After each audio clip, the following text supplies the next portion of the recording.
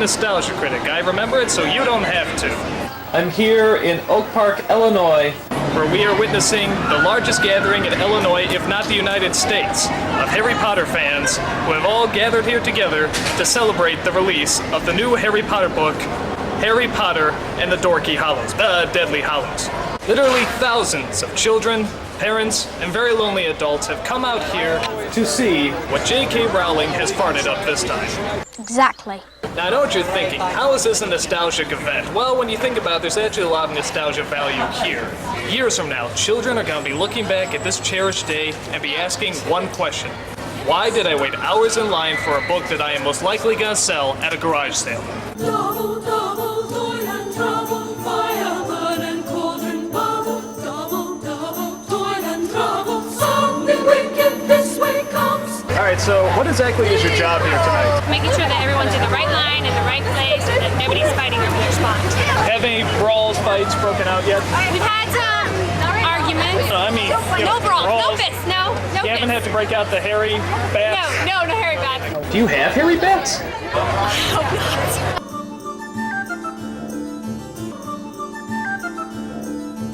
They actually have a Potter's Butterbeer, because nothing celebrates the release of a children's book like getting plastered off your ass. This is Griff. This is a baby Griffin.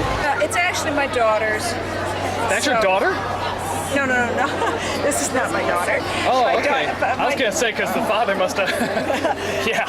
Well, we won't go into that. You're meddling in things that ought not to be meddled in. Does he bite it off? Oh, no. He's young. Double, double, toil and trouble, fireman and cauldron bubble. Double, double, toil and trouble, something wicked this way comes. Everybody's dressed up here. I haven't seen so many wizards and fairies since last year's Gay Pride Parade. Now, there's a rumor going around that you're actually the son of Mary Poppins and Where's Waldo. What do you think about that? Shut up! This is a very exciting stage production that they're doing. It's called Harry Potter and the Winding Up of the Electric Court. As you can see, he's a method actor. Fame isn't everything. Now, I gotta ask you, what poor sheep died to give you that beard? I have some Harry Potter jelly beans. The funny thing about Harry Potter jelly beans is that, I'm not kidding, there's a vomit-flavored bean in here. Which I find kind of ironic, because really eating any of these jelly beans creates kind of a vomiting sensation. Looks like he's gonna be sick. Okay, what bathroom rug gave up his life to give you that beer? Alright, so I'm here with the very first people in line for the Harry Potter book. Now, how long have you guys been here? Technically, we were in line until 11. It's 11:13. Yeah. Codswallop. But How long have seriously, you been in line? I just got here. Well, you call yourself a Harry Potter fan? No, I don't. Frodo would kick Harry's ass. Gandalf! Thank God. Look, these Harry Potter people are little. Woohoo! How's it going? How's Frodo? Oh, she's doing very well, very well. How's him and Sam? How's the, you saw the movie. Come on. I mean, him and Sam were... He's in the Grey Havens. Is that what they're calling it? The Grey Havens? Yeah. One fantasy land to another fantasy land. Did Gandalf wear glasses? No more questions. I have to admit, I admire you that, you wait here for a whole 13 minutes and everything. Unfortunately, this spot was reserved by me. Scoot over, scoot over. Kill you. Yeah, all right. First one to get the book. Let's go. What are they gonna do? Does he have a wand? Is he gonna turn me into a toad? He has a gun? Yeah, let's go before he shoots us. I'm here at the end of the line for the Harry Potter book. These are the poor, unfortunate people who will most likely not get a book because they are the last in line. But you're lucky because I have something very special for you. These are Harry Potter cliff notes. And you should go for about 1,000, but I like you guys. You look very straightfortard. So I'm going to give it to you for 2,000. And your firstborn child. All right, secondborn child. Waiting in line, they're only going to get one, but there may also be someone who's staying in line for one. I'll take it. Suckers!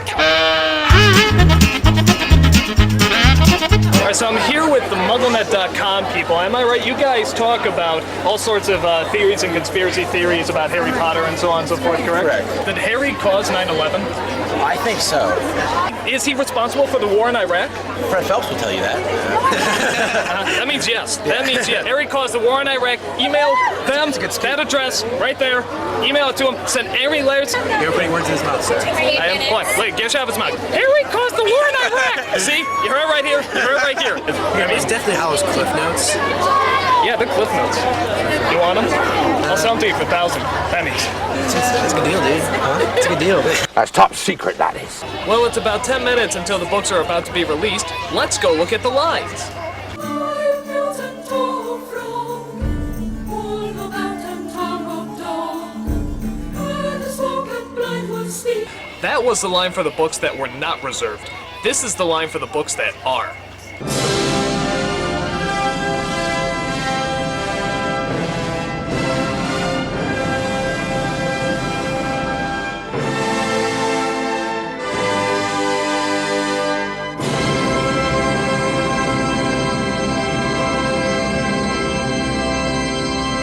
It's like 10 times longer. I mean, what the hell?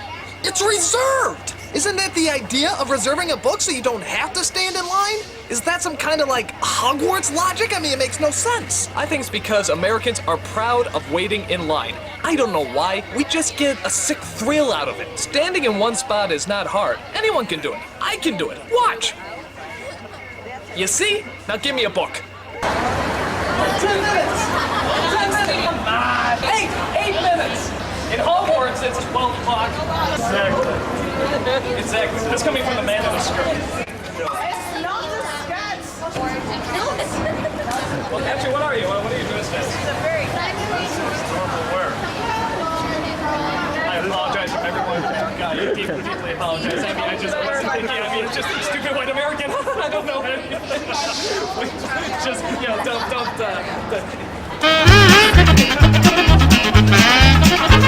I shouldn't have said that. All right, it's 2 minutes to the Harry Potter book. I don't know if there's anything really to be excited about. They seem to be excited. We'll just see how it goes. 1 minute.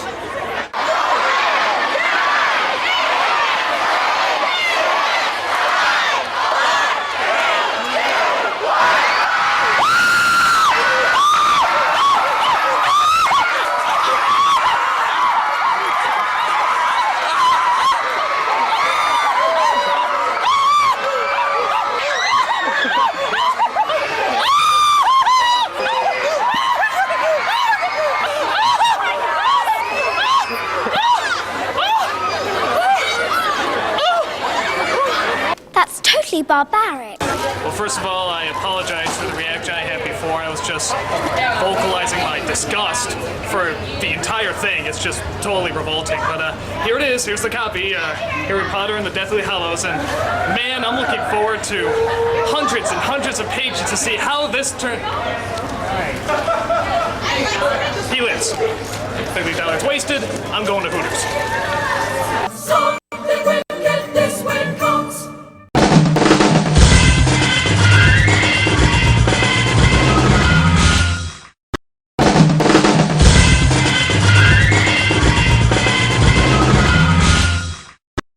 Hello, I'm the Nostalgia Critic. I remember it so you don't have to.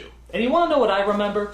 This hideous thing! Teddy Ruxpin, one of the creepiest toys that ever hit the market. Aside from being dull, annoying, and hideously ugly, Teddy Ruxpin is just downright scary. He's a mechanical doll that actually comes to life when you put a cassette in him. Watch!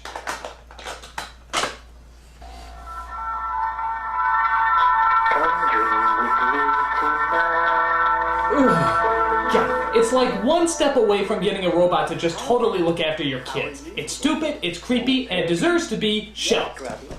I'm the Nostalgia Critic. I remember it so you don't have to.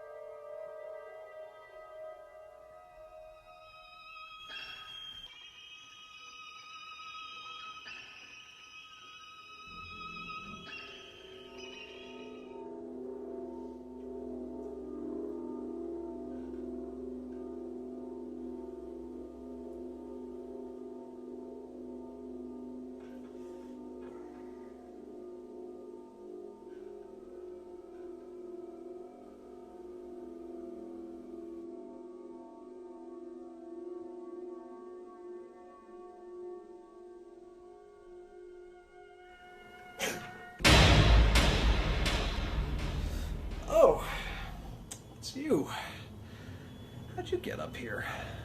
I'm Teddy Ruxpin, and I really, really like you. Yeah, well, I don't like you, you little Berenstain bastard. I'm Teddy Ruxpin, and I want to do horrible things to you. That's an odd thing to say. I'm Teddy Ruxpin, and I want to kill you. Okay, I think I'm just gonna take that little demented tape out of you right now, and... I'm Teddy Ruxpin, and I didn't care very much for that review you did. Nostalgia Critic.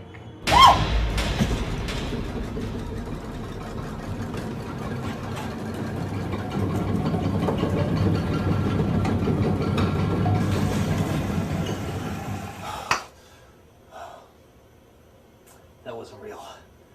No, it's just a figment of your imagination. You gotta lay off the wacky tobacco.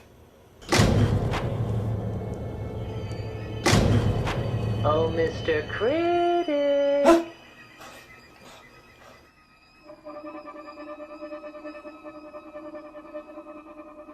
Why did you say all those mean things about me?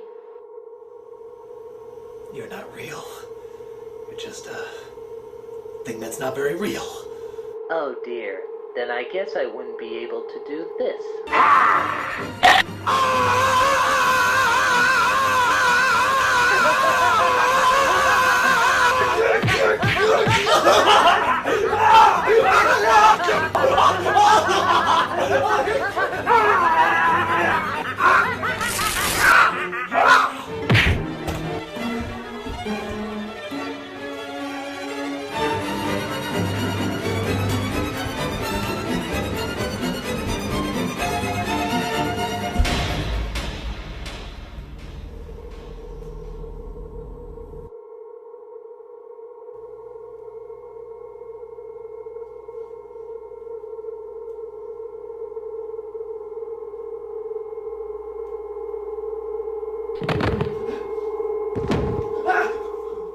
Come dream with me tonight.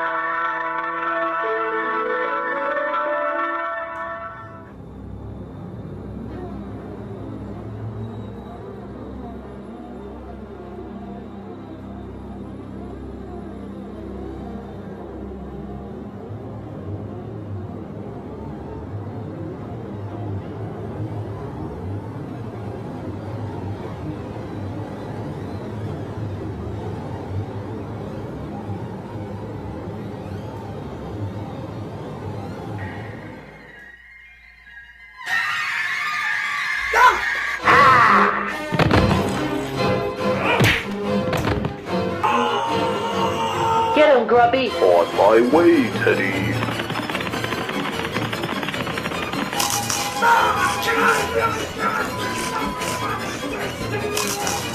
Why won't you just die?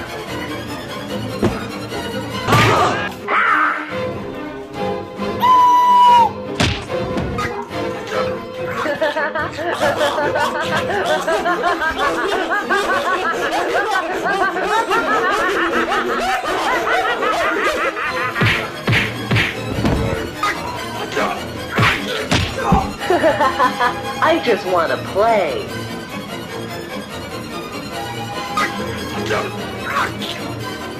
There's no escaping from me, Mr. Critic.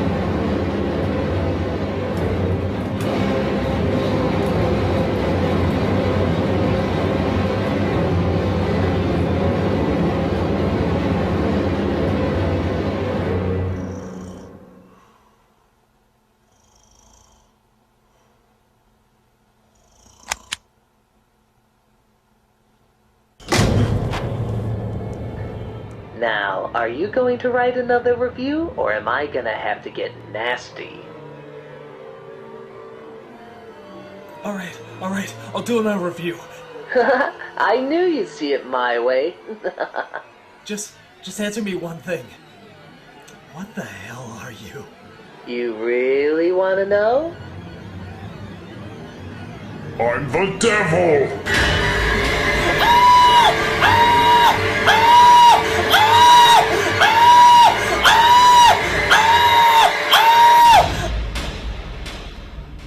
As you can see, I've been totally wrong about Teddy Ruxpin. He's a good toy.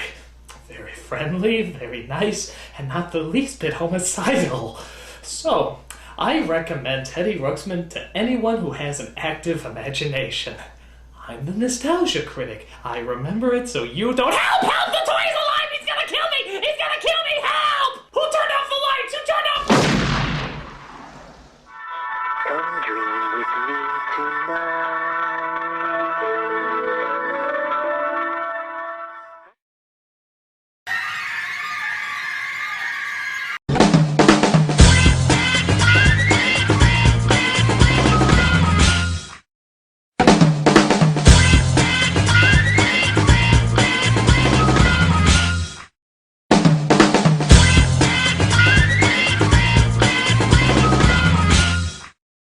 Hello, I'm the Nostalgia Critic. I remember it so you don't have to. Well, an overwhelming amount of viewers have made it clear that there are two films that put the sin in cinematic shitmongering that I must address. Street Fighter and Mortal Kombat. And God can't tell you how much I don't want to review these suckers. If someone gave me a choice between sitting through these movies again and being crucified, I'd say, grab the nail gun! I hear there's a lumber sale at Home Depot's! Both of these movies are based on the best fighting games that ever hit the arcades. Street Fighter 2 for its speed and gameplay, and Mortal Kombat for its violence and gore. But luckily, all that violence and gore had absolutely no disturbing side effects on our decent childhoods. I'm sorry, I have to do that every 12 minutes. Now, both of these movies came out around the same time, so we got a double dose of disappointment that summer. But, to keep it simple, let's review the first film that came out that year, Street Fighter. So what's the main problem with this piece of shit of a movie? 4 syllables. Jean-Claude Van Damme. Van Damme is like the poor man's Chuck Norris, the guy you get if you think Steven Seagal is too classy for your movie. He knows martial arts, but he often forgets that you need a personality in order to be interesting. Anytime, dickhead. The only bigger insult to having a bad actor in a bad film is having a good actor in a bad film. Enter Raul Julia as the villain M. Bison. Raul Julia was one of the most charismatic actors who ever lived, and was taken from us a million times too early. In fact, it was rumored that Raul Julia did this as his last film because it was something his children really wanted him to do. Well, thank you, you little brats! He lived long enough just to see the destruction of his entire career! Top notch! Warning, this is clearly for satirical purposes. Raul Julia kicks ass, I'm sure his family kicks ass. You've lost your balls. So what's the story, you're probably wondering? Well, ironically, it involves absolutely no street fighting whatsoever. Van Damme plays a war hero named Guile who's out to stop the evil M. Bison from, you guessed it, taking over the world. Of course! On top of his fearsome army, Bison also has hostages that he's holding ransom for $20 billion. Guile, being the fearless leader, has this to say. Can he do that on TV? After that, we get a bad action sequence, followed by another bad action sequence, followed by another bad action sequence, followed by another bad action sequence, followed by... Oh, hey, look, they're actually talking here. Okay, this is the scene where they discuss their strategy to... Oh, wait, no, sorry, this is just another bad action sequence. Guile's accompanied by 3 other fighters, Chun-Li, Balrog, and Honda. They represent some sort of journalistic secret agent fighting squad who are also out to take on M. Bison. Now that's just violating nonpartisan reporting. These 3 obviously have a very difficult task ahead of them. Not taking on M. Bison's fearsome army, but trying to figure out what the hell their fearless leader is saying. Call it a wake-up call. A wake-up call? What's a wake-up call? If I'm not topside in 15 minutes. What? And destruct his defenses. Huh? If Sagat runs against Bison. Who? Seriously, even the actors in the movie look at him like they have no idea what he's saying. Some moron just scanned me. I hate to admit it, but I think I might actually be missing Schwarzenegger. Get the hostages out! Get the hostages out! Things start looking up when it appears that Guile has been shot and murdered in the middle of a violent shootout. Hey, alright, this movie's finally starting to get good! It It turns out that Guile's still alive, and this death scene was just an attempt to fool the enemy, even though they spot him on a speedboat just a few moments later, which makes this scene entirely pointless. By the way, I love Guile's army fatigue of blue camouflage. That'll really come in handy if they're ever fighting in the sky or underwater. The rest of the story is kinda hard to keep track of, considering how there's so many damn characters. Most adaptations have the problem of leaving a character or two out, but not Street Fighter. No, they had the courtesy of giving us every single damn annoying character these games ever produced. Like Guile, and Bison, Chun-Li, Honda, Zagat, Balrog, Ken, Ryu, Cammy, Zangief, DJ, Vega, Dhalsim, T-Hawk, Blanca, Sneezy, Dopey, Grumpy, Dancer, Prancer, Comet, Cupid, Cubby, Tommy, Pinky, Brain, John, Ringo! The Professor and Mary Ann! It's a nightmare! Everyone in the world is here! It's like a Street Fighter Christmas! Okay, I'm gonna do you a favor and show you the only funny scene in this entire movie. It's when the villains are watching a TV screen showing a truck of explosives riding out of control, only to find that the truck is actually heading right towards them. Quick! Change the channel! Okay, that's kind of funny. But trust me, it's not worth it to watch painful scenes like this one where the most stereotypically smug British man tells Guile that they're giving in to M. Bison's demands. Deliver these instructions to your troops, then consider yourself relieved of your command. We think we can deal with General Bison. Now if you'll excuse me, I'm off to burn down an orphanage and puppy farm. Then Guile delivers a speech that even George W. would find epically ridiculous. Our superiors say the war is cancelled. We can all go home. Oh, good. I don't know how much more of this movie I could take. Bison is getting paid off for his crimes. And our friends who have died here. But we can all go home. Yes, very tragic. I got things to do, so I'm just... Meanwhile, ideals like peace, freedom, and justice, they get packed up. But we can all go home. Well, we would if you would stop yapping your trap. Well, I'm not going home. No, don't do this to me, Van Damme. You said I could go home. I'm gonna get on my boat, and I'm going to kick that son of a bitch Bison's ass. Heart of a poet. Now, who wants to go home? And who wants to go with me? No! One subplot out of the billions going on here involves Guile's friend Blanca, who's transformed into a mix between the Hulk and one of those cavemen you see from the Geico commercials. You're joking. This is done by a scientist named Dhalsim, who's just a dead ringer for the Dhalsim in the video game. Can you tell the difference? I sure can't. Actually, one of the strangest parts of the movie involves his appearance. The last time we see him, he looks like this, and then the next time we see him, he looks like this. What the hell happened?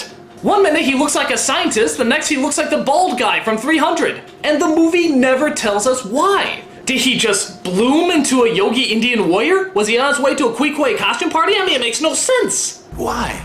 So after an onslaught of bad lines and lame action scenes, we finally get to the showdown between Guile and M. Bison. Granted, Bison's army is totally outnumbered and all they have to do is shoot him in order to end this stupid war, but nope, Guile wants to risk thousands of lives so he can show off his cool hand-to-hand combat moves. Okay. A 30-year-old heavyweight takes on a 50-year-old dictator? Gee, I wonder who's gonna win. What a shock. At some point, Bison regenerates himself and is able to levitate throughout the room. So he flies up into the air and hits Guile straight on. And then, after that, he flies up into the air and hits Guile straight on. But then he has the brilliant strategy of flying up in the air and hitting Guile straight on. I think finally the 12th time he does this, Guile gets an idea. Maybe he should hit him.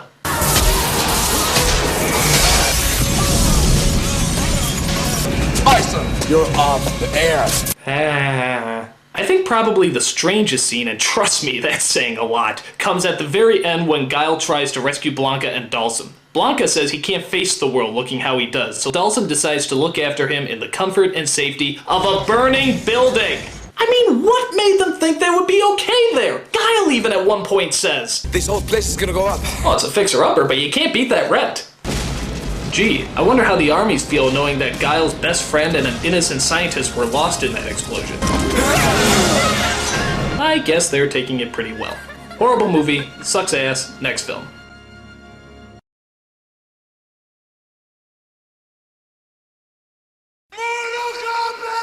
That same year, Mortal Kombat came out, and you'd think we would have learned our lesson with Street Fighter, but the fact is the advertising for this movie was actually pretty good. It looked just like the game, the special effects were kinda cool, and it had that techno beat you could never get out of your head. We went into Street Fighter knowing it was gonna be bad, but for Mortal Kombat, we were suckered in. So what's the main problem with this film? 4 more syllables. PG-13. The game was one of the most violent bloodbaths that ever hit the arcade, and we all knew there was no way they could fit all that gore into a PG-13 movie. Which is a shame because there's a lot of characters here that could use a good decapitation. Where do you get these guys? The story centers around 3 people. Johnny Cage, who makes his living as a pretentious actor, Sonya, who makes her living as a pouty FBI agent, and Liu Kang, who makes his living as a, Asian. Accompanying them is a mystical something or other known as Raiden, played by Christopher Lambert, who sounds a little bit like Peter Lorre after drinking 1,000,000 sandpaper martinis. The great tournament was too much responsibility. Responsibility! They're summoned to do battle in a supernatural tournament known as Mortal Kombat, spelled with a K, not a C. Because it's more threatening? All of them entered the tournament for different reasons. Sonya, because she's after a killer named Kano, Johnny Cage, because he thinks it'll help his career, and Liu Kang, because he's, Asian. All these characters are pretty annoying, but it's Johnny Cage's one-liners that really make you want to kill yourself. You want me to carry your luggage? I pay money, you carry the bags. Thank God I didn't ask him to park the car. The tournament is run by the soul-sucking psychopath Shang Tsung, and of course his goal is to, that's right, take over the world. Of course! Where the hell are we? Do I look like your travel agent? We find out later that Kano is actually working for Shang Tsung and is ordered to defeat Sonya at the tournament. Like most of the characters in this movie, this guy could have been really cool, but unfortunately, he talks. You know, one-on-one, man-to-man, hand-to-hand. Oh, come on, I just got done watching Van Damme. Don't put me through another annoying accent. Almost lost my lunch. I know the feeling. He's also accompanied by fighter Sub-Zero, who gives new meaning to the term cold shoulder, and Scorpion, whose hand looks like a vagina being penetrated. Well, it does! Disgusting. Both these characters are pretty cool, but maybe that's because they don't talk throughout the entire movie. For all we know, they could have Jamaican accents or something. Who's the big hot bag of bear who doesn't bathe and doesn't care? Then there's also the creature known as Goro, who's also serving Shang Tsung. And let me tell you can really tell he's been working on his forearms. Oh, what? He's said to be an alien prince, but I don't know, I think he looks an awful lot like the human prince to me. He's a pretty decent effect, despite the fact that his lip movements are about as accurate as a sock puppet's. This puny mortal will be no problem. Oh, wait a minute, Cage is about to do something funny.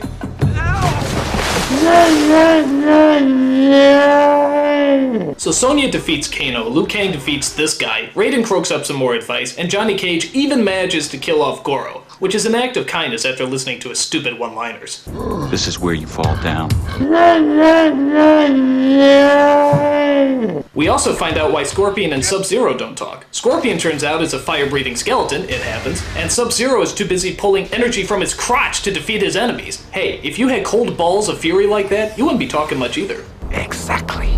After that, the film follows a pretty standard format. Someone fights, Raiden talks. Someone fights, Raiden talks. Someone fights, Raiden talks. So what exactly does he talk about? Well, I hope it's not something cliche like you must first face your fears if you were to conquer them. You must first face your fears if you are to conquer them. Fuck me, this is a dumb movie. Come to a little tournament, he said. Be good for the career, he said. Later, we find that Shang Tsung kidnaps Sonya and forces her to fight him instead of Liu Kang. Oh, wait a minute, what happened to the brave and powerful Sonya? One second, she's this fearsome warrior, and all of a sudden you put her arm behind her back, and it's... Oh, save me, he's too strong. No! It's okay, you know, you'll get out of it. Let me go! Alright, calm down, you'll think of something. Okay, chill! I mean, Jesus, you're an FBI agent. It's your job to get out of situations like this.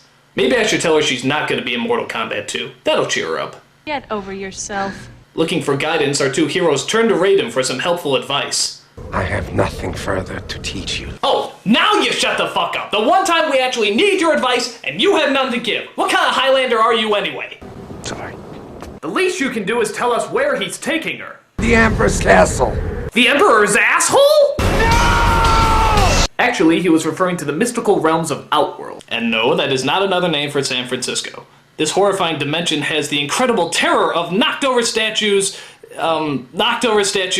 and some more knocked over statues. Oh, and a creature known as Reptile, who's kinda like a mix between Finding Nemo and Satan's ass. Reptile. Ooh! I hope this leads to another pointless action sequence!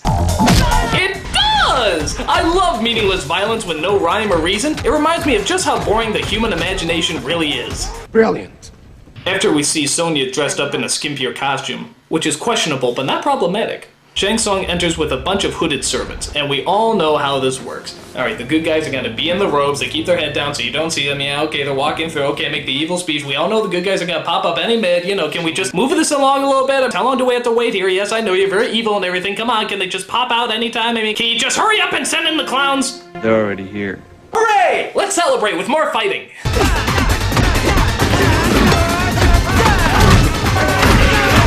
And how about another stupid Johnny Cage line? Nice dress. Okay, seriously, no more Johnny Cage jokes. I just can't shrug anymore. Enough! So Liu Kang defeats Shang Tsung, rescues Sonya, sets free all the little Casper ghosts, and they live happily ever after. Or do they? Bow to me. What is it? Emperor. You weak, pathetic fools. I've come for your souls. I don't think so. Well, I do. When the credits pop up, that means it's time to leave the theater and never look back at this horrible film as long as you live. Now granted, Mortal Kombat isn't quite as bad as Street Fighter, but that's kind of like saying being stabbed in the stomach isn't quite as bad as testicular torture. Bottom line, these movies suck. The games are great, but these movies suck. They're horrible. They're horror terrible. If I had a choice of seeing these movies again and crawling across a street of broken glass on my belly with my thigh open, only to be greeted by a pack of rabid wolverines who not only want to eat me, but also rape me, I'd probably see the movies again. But it's close. Very, very close. Like a gnat's wing. I'm the Nostalgia Critic. I remember it so you don't have to. Game over!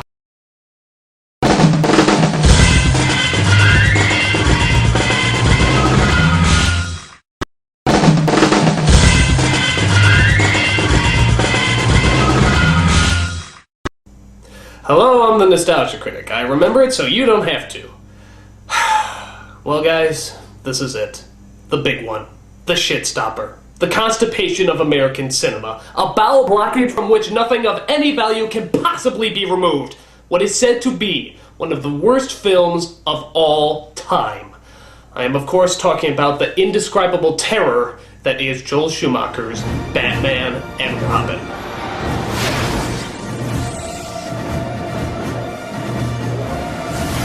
We are talking about a movie that's so bad that lawyers are actually making reasonable arguments that their client's crime may be horrible, but at least they didn't make Batman and Robin. And in the remotest parts of Southeast Asia, it is still considered the #1 preferred form of execution. No! No, please! Anything but that! So as you can tell, I am not looking forward to reviewing this stinker. However, before I review it, let's take a look at the declining history of these Batman movies. The first Batman film was released in 1989 under the direction of then-newcomer Tim Burton. It was edgy, dark, and made just as much for adults as it was for children. In fact, it was made more for adults, and continues to be the highest-grossing Batman movie to date. The second film, Batman Returns, was also very edgy and dark, but maybe a little too dark. A lot of people didn't gravitate towards the often disgusting Penguin or the exceptionally depressing storyline. While the first Batman ended on a triumphant note, Batman Returns' ending was more bittersweet, and left a lot of people feeling kind of empty. While still a big hit, Batman Returns wasn't the mega blockbuster Warner Brothers was hoping for, so Burton was booted off the movie sequels and replaced with another director. Enter Joel Schumacher, director of the third Batman film, Batman Forever, which was definitely more kid-friendly, bringing in stars like Jim Carrey, some bright flashy colors, and some really corny one-liners. It's the car, right? Chicks love the car. It wasn't good, but it certainly wasn't horrible. It was the Batman film studios always wanted, safe and marketable. And as you would imagine, it was a big hit. So logically, Schumacher was called in to direct the next one. And seeing how this is one of the worst films of all time, special precautions have been made today to prevent me from killing myself. For example, all sharp objects have been removed from the building. They took away my tie so that I don't hang myself. And, they also padded the edge of my glasses so that I don't jab them in the sides of my throat. But they didn't count on my cyanide pills. So, let's take a look and see just how bad Batman and Robin really is. Well, this doesn't seem too bad. They're just suiting up, there's the Batmobile, the music's nice. Maybe this won't be so horrible after all. I want a car. Chicks dig the car. This is why Superman works alone.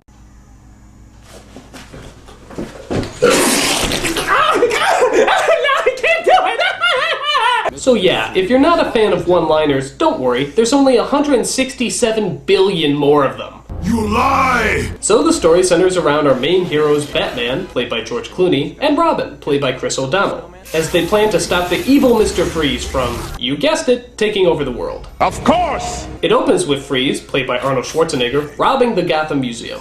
So our heroes suit up for battle for the opening fight scene. And yes, those costumes come complete, with bat nipples and bat asses. Alright, y'all know what's coming. The ambiguously gay duo. Now that we got that joke out of the way, let's continue. Mr. Freeze is stealing a diamond that apparently powers his Sub-Zero suit. Apart from that, his only goal seems to be making jokes about a subject matter that unfortunately lends itself to a lot of insufferable puns. And I'll give you 4 guesses as to what that subject matter is. A. Celebrity gossip. B. Political satire. C. Family dilemmas. Or D.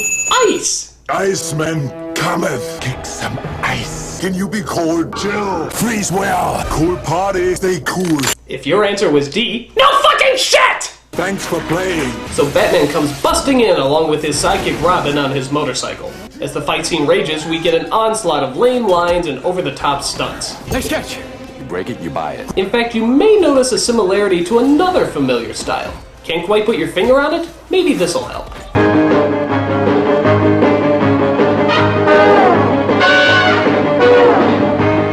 That's right, this Batman movie has stopped moving forward with its dark storyline and complex character development, and has instead gone back to the campy, bright, and colorful style of the original Adam West TV show.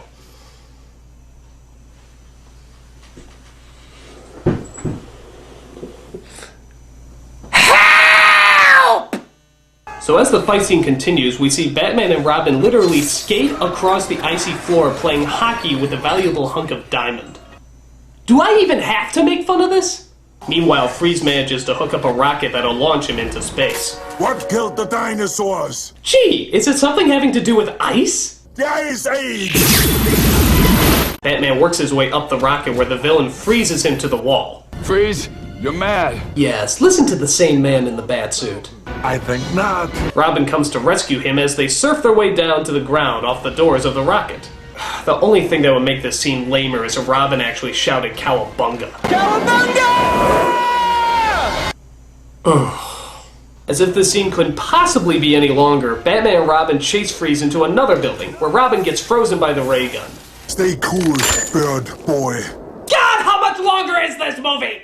10 minutes? We're only 10 minutes in! Oh, this film is gonna be the end of me. Show some mercy. Alright, so after Freeze gets the diamond back, Batman stays behind to thaw out Bad Boy. Your emotions make you weak. That's why this day's mine.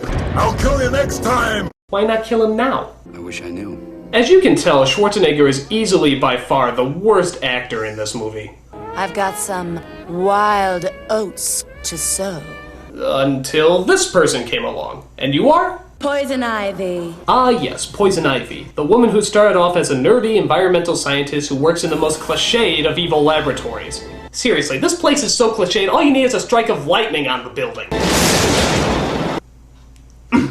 She's shocked to find out that her boss is turning people into Mexican wrestlers to auction off to power-hungry dictators.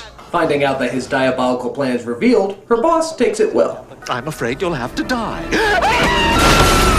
From all the toxins and chemicals arises a flowery femme fatale known as Poison Ivy, who kills people by giving them venom-filled smooches. Talk about the kiss of death. Why are all the gorgeous ones homicidal maniacs? By using her love of deadly plants, Poison Ivy's diabolical goal is to, you guessed it, take over the world. Of course! Meanwhile, back at Wayne Manor, Bruce Wayne and Dick Grayson get a visit from an unlikely visitor. Alfred's niece, Barbara, come all the way from Britain. The new computer sciences division. I'm sorry, I just can't understand you under that incredibly thick British accent. I don't know, all this luxury really isn't my style. Definitely Liverpool. London's kind of rough. Meanwhile, we discover that the villainous Mr. Freeze actually has a wife who has an incurable disease. So he keeps her frozen in the comfort and hidden safety of a neon-lit ice cream pub. How can nobody figure out that he's in there? It's the equivalent of Walt Disney trying to hide out in Disneyland. I mean, don't you think somebody would take a look? It's really ridiculous. While trying to figure out a cure for his beloved wife, Freeze spends most of his time conducting an orchestra of killer Eskimos to sing I'm Mr. White Christmas, I'm Mr. Snow. That's just stupid. Meanwhile, the Batman who used to hide from the limelight and steal any hidden photographs taken of him is now making public appearances at a sexist auction where men bid on good-looking women to take out on a date. While there, they come across the seductive Poison Ivy, who blows a hypnotizing perfume that makes men bow to her every will. And as you sadly might have guessed, Batman and Robin actually start bidding on her. $1 million. $2 million. $3 million. $4 million. $7 million. Never leave the cave without it. A Bat credit card? They gave him a Bat credit card?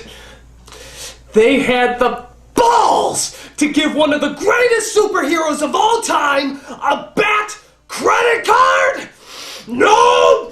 No! Does not compute! Does not compute! It does not compute! I think so! I apologize for that outrage. It was childish and immature. I just get a little peeved when I see one of my childhood icons carrying a Bat credit card, you bastards! I'll kill you! I'll kill all of you! All of you will die! You'll get the gas! Rape my childhood, will you? You'll all die! You will all die! Okay. I'm fine, I'm cool, I'm fine. So, after Batman uses the... you know what? Mr. Freeze busts in and ruins the party. But through an exciting chase, Batman catches Mr. Freeze doing God knows what to him under that cape, and places him in Arkham Asylum. But Robin is angry because he wanted to get Mr. Freeze. Could have made that jump. Sometimes counting on someone else is the only way you win. In fact, most of Robin's dialogue is just bitching and moaning. She loves me and not you. This is no partnership. I want a Robin signal in the sky. It's Batman and Robin, not Robin and Batman. You could pretty much just replace his dialogue with...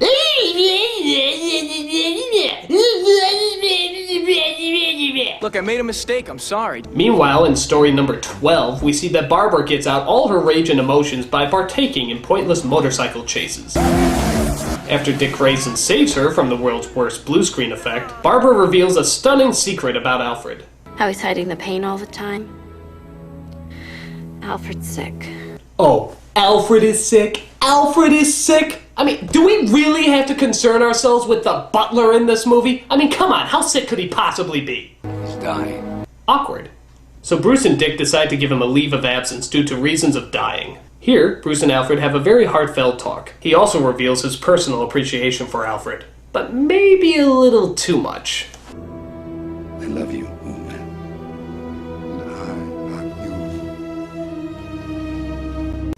The ambiguously gay duo. Get some real issues with women, you know that? Meanwhile, Poison Ivy breaks Freeze out of prison and steals his Sub-Zero suit. By the way, the Riddler suit here is kind of clever. But Freeze needs his diamonds from his headquarters to keep his suit active. I'll help you grab your rocks. Ha ha ha ha. Ivy agrees to pick them up while also pulling the plug on Freeze's wife, leaving her to die. I wish I was in that jar. You can say that again. The Caped Crusaders try to stop her, but are turned against one another because of their lust for Ivy. She wants to kill you, Dick. You watch your language. Ivy escapes and leaves Batman and Robin to fight over her. What happened? How'd they get away? How dare you didn't stop them! It's not like this is a job for the police! How dare you didn't stop them! As Ivy returns, she tells Freeze that Batman killed his wife. So Freeze vows to take vengeance on society. Sheesh, all that's missing is for Freeze to shout out first Gotham, then the world. First Gotham, and then the world!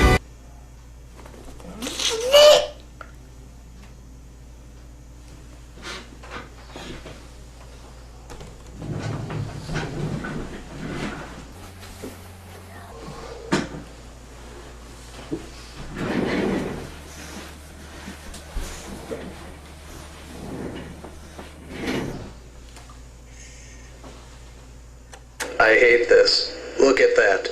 That's so lame. This is idiotic. I really hate this. This is so stupid. I wish I could kill myself. Wow, that's horrible. Oh my god, I can't believe how bad this is. I wish I could kill myself. So while Freeze tries freezing the world, Ivy tries to seduce the dynamic duo. And here's something you never thought you'd see in this movie: a man kissing a woman. No, Robin, no, you're just confused. But rubber lips sink ships as Batman and Robin put their feud behind them and are ready to kick some green thumbs. Meanwhile, Barbara finds out what anyone with a brain cell could, that Bruce and Dick are Batman and Robin. And you gotta love her expression when she finds it out. She finds the Batcave where a virtual reality Alfred, I know, just go with it, tells her that he knew she would find out who they were, discover the Batcave, and has even prepared a batsuit for her to go out and fight crime. Oh, well, of course. So Barbara helps her colleagues by becoming the fearsome Batgirl, the only character in this movie who should have bat nipples, but doesn't seem to have them. I never thought a catfight between Uma Thurman and Alicia Silverstone could be so boring. So she defeats Poison Ivy by knocking her into her own man-eating plant. I think the only thing missing here is for Poison Ivy to shout out curses. Go ahead, say it. I dare you. I double dare you, motherfucker! You know you want to. You know you want to do every cliche in the book. Go ahead, say it! Say it! Say it! Curses! God damn this movie! It did it! It finally did it! Batman has driven me batshit crazy!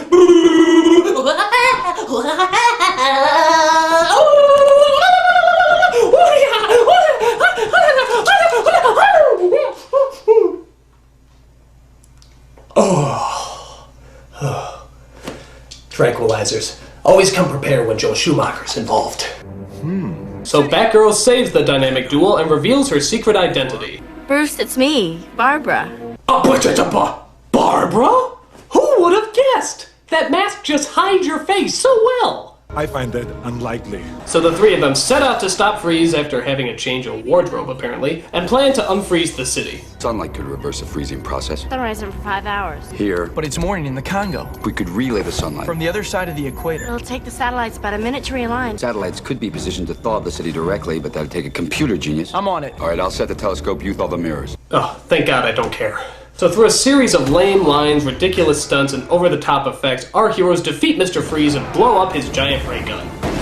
Wow. Just think about how many starving children we could have saved with the money used for these effects. Talk about your cold shoulder. After that, they melt all that nasty snow covering Gotham down to your simple basic rubber icicles. But wait a minute, what about Alfred? Isn't he still at death's door? Well, luckily, Freeze's wife has the exact same disease as Alfred, and having a change of heart gives Batman the cure that he kept in his suit.